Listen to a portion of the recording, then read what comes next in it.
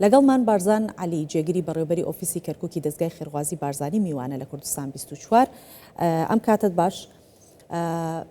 بەوە دەست پێ بکەین کە دەستگای خێرخوازی بارزانی کەمتر لە 2 کاتژمێر دوای لافاوەکە دەستی بە هاوکاریکردن کرد بۆ زیان لە کەوتوانی چەمچەماڵ.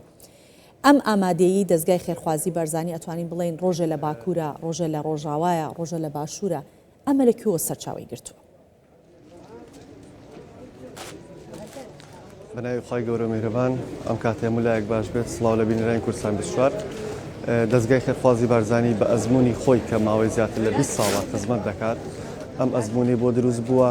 وەڵامدانەوەی ڕاستە و خۆی هەبێت بۆ هەر کارە ساتێکی نەخوازرا و کە ڕوبەڕووی هاونیشتمانەی دەبێت و جاهل لە شوێنێک بێت سنوورەکانی شەبڕین لە پێناو مرۆڤایەتی و لە پێناو خەڵکی خۆمان چونکە جەنابی بارزانی من فەرمیەتی شانازیە بۆ مرۆڤ خزمەتکاری میلەتی خۆی بێت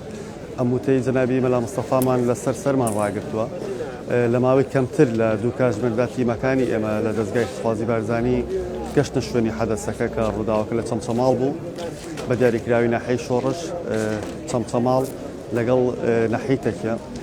ئەمە ئەو ئەزمموونەیە کە ماوەی پێشوو کارمەندانی ئێمە لەسەر ڕاهێنانیان کردووە توانیویانە هەر یەکێک لە شوێنی خۆی لیدەرێک بێت بۆ بتوانێت بگاتە شوێنی حەدەسەکە و لە خزمەتی هاونیشتمانانی خۆی بێت. لە دوای ئەوەشکەوە جەنابی سەرۆکی بارزانی فەرمانی کرد دەستگای خێرخوازی بارزانی ڕاست پارت بۆی ئەم ئەرکە لە سەرشان بگرن و هاوکاریەکانیان بگەینە شوێنی حەدەسەکە ڕاستەخۆ بەڕێز جەنابی سەرۆکی دەستگای خێرخوازی بارزانی بەرنامەیەکی خێراداندا کۆبنێکی بەپەلە کرا و تیمەکان دابەش کران و توانیمان لە ماوەیەکی زۆر کەمدا بگەینە شوێنی حەدەسەکە. بەڕێز بارزان قەبارەی هاوکاریەکانی دەستگای خێرخوازی بارزانی چەنێ بوو چۆن دابەش کران؟ لە دوای گەیشتنی تیمەکانی دەستگای بارزانی بۆ ئێرە ڕاستەخۆ لە کۆبوونێکدا لەگەڵ بەڕێزان لە ئیداری قەزای چەمچەماڵ بەڕێز قایم قامێ و تو بەرپرسی ناحیەکانی ئێرە دوای کۆبوونێکرا شوێنەکەی بۆ ئێمە دیاری کرا ڕێکێک بۆ ئێمە دیاریکراوە و دەستگای بارزانی بڕی 64 تۆن خۆراک و کەلوپەل یەکەم ڕۆژی کارکردنمانە گەیشتە شوێنەکە ئەمە بە میکانیزمێکدانرا بوو کە هەر خێزانێک کۆمەڵێک پاکێجی بۆ دیاریکرا بۆ وەریگرێت بریتی بوون لە بابەتی سەرەتایی بۆ ژیان چونکە ئەو ماڵانە هیچ ماڵ و حاڵێکیان نەما بووتوانێت ئەویان نەبوو خواردنێکیش بۆ خۆیان لێ بنن بیرمان لەوەش کردەوە ڕاستەوخۆ لەگەڵ هاوکاریەکاندا خۆراکی گەرمیشمان هەبێت ڕۆژانە ئێمە لە مەطبەخی دەستگای خێرخوازی بارزانی لە قەزای چەمچەماڵ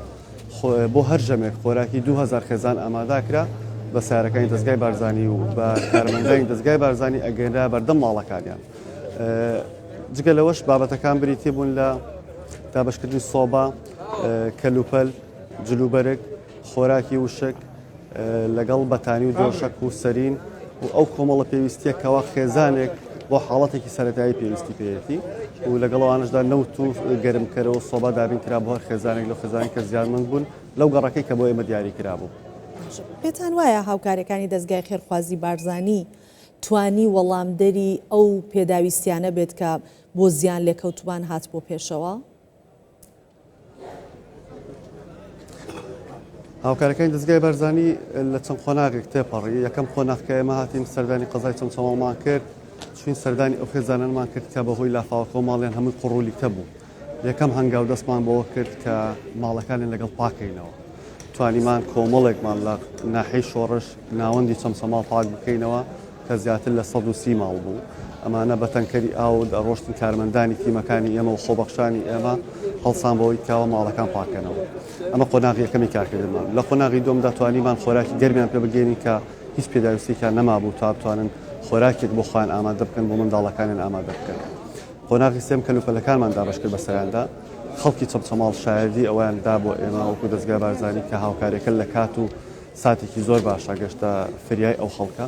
و ئێمەش بە شانازیەوە ئێڵین توانیمان هاوشانی برایانمان لە چەمچەماڵ بۆستین و لە خزمەتیان نابین و خەڵکە شایردی ئەویان بۆ ئێمەدا سوپاسی هاوکارەکانی دەستگای بارزانیان کرد کە بە ئامانەتەوە گیانمانە خزمەتیان. باشە کاک بارزان بەپێ و پلانێکە لە بەردەستانە لەگەڵ دابەشکردنی هاوکاریەکان ئەرکی ئێوە کۆتایی دێت یان تاو کاتێککە دۆخی خەڵک بە تەواوی لە چەمچەماڵ ئاسایی ئەبێتەوە لەگەڵیانە مێننەوە؟ بەتەکیید دەستگای بارزانی هەمیشە شوێنپەنجەی دیار بوو لە قەزای چەمچەماڵ هەر بۆ معلوماتی هەموو لایەک قەزای چەمچەماڵ ئەکەوێتە سنووری و کارکردنی ئۆفیسی کەرکووکی ئێمە بە بەردەوامی پێشتریش کار و چالاکیمان هەبووە لەم سنوورە زیاتر لە 650 منداڵی بێ باوک منداڵی ئازیز لە پرۆژەی چاودێری ئازیزانی ئێمە سودمەندن لە پرۆژەکە جگە لەوەش هەر کاتێک پرۆژێکمان هەوبێ پشکی چەمچەماڵش جاکراوەتەوە بەیاندابین کراوە چونکە ئەوانش کۆمەڵێک خەڵکی هەژار و کەم دەرامەتە و خەڵکێکن تەسحیان داوە بۆم خاکە ئێمەش ئەمانە لە خزمەتیان من زیاتر بەتەکیید پلانی داهاتوشمان لە ئێستادا هەر تۆز پێشتۆزێک بەڕێز جەنابی سەرۆکی دەستگا لە قوشتەپە دەستیان کرد بە کۆکردنەوە وەرگرتنی ئەو کەمپینێکی ڕاگەێنرا بۆ خەڵکی چەمچەماڵی خۆشەویست ئەمە بیدایەتێکە بۆ بەردەوامی ئێمە دوێنێش چالاکیمان هەبوو لە قەزای چەمچەماڵ دابشکردنی پەردە بوو بەسەر ئەو خێزانانی کە پەردەکانیان لە ناوچوو بوون بە سوپاسەوە کۆمپانیایەک ئەمریکی لە ئەستۆی خۆی گرتە بوو بەردەوام ئەبین ئێمە تا ئەو کاتێک پێویست بکە ئێمە لە خزمەتی چەمچەماڵە بین ئێمە و چەمچەماڵ یەکین هەمومان هاوکارە بین تا بتوانین لەم قۆناغەوە بەرە قۆناغێکی باشتر بڕۆین لە داهاتوش پرۆژەی باشتر و چاکترمانە بێ ئینشاڵڵا. باش بەڕێز بارزان بۆ پێی کە ئێوە لە ناو زیان لێکەوتوانی چەمچەواڵ بوون بەهۆی لافاوەکەەوە دروستە ژیان و ماڵ و حەڵیان چوە ژێر ئاوە بەڵام ئەو شتێک کە ئەتانبینی کە زۆر پێویستە بۆ ئەو هاوڵاتیانە چ شتێک بوو؟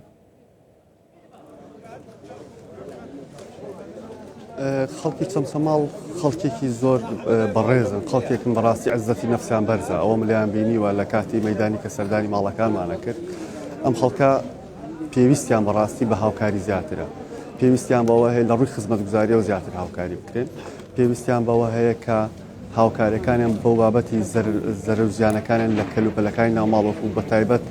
هەر ماڵێکە چوومە ژوورەوە بینیم سەلاجە و تەباخ و مجەمیدە و ئامێرە کارەبایەکانیان هیچی نەمابوو